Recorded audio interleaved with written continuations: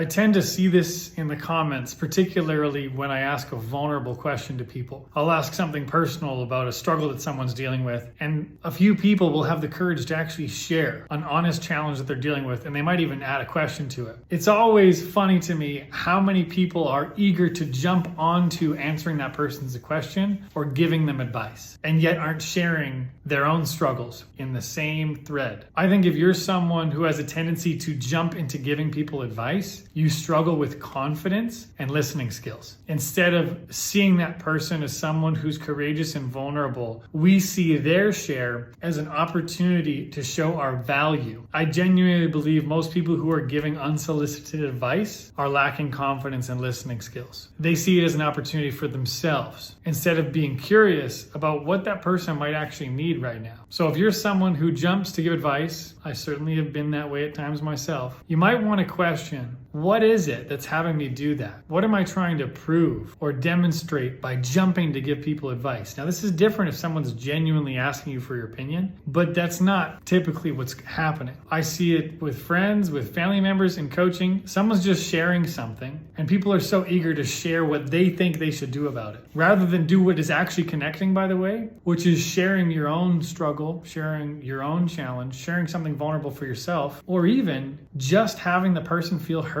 As a coach, as a husband, as a friend, often the most valuable thing I can do is have someone be heard, truly listen to them without trying to jump in, without trying to push them in any direction. Often that's what people are wishing would happen with the close people in their life. A lot of people forget that communication skills has a lot to do with how we listen and a lot less to do with what we say. But like many relationship skills, we weren't taught how to listen. We weren't taught most of this stuff. If you want to elevate your communication skills and learn to influence any conversation, whether it's with an employee, a boss, a partner, a family member, I invite you to join the Connection House, my online community where we train people on essential relationship skills. Every month I lead a session called Communication Roleplay, where I demonstrate how to transform a conflicting and seemingly impossible conversation. In doing so, I teach people the listening skills and communication techniques that actually have you steer where that conversation goes instead of being hooked or triggered by the person you're talking to.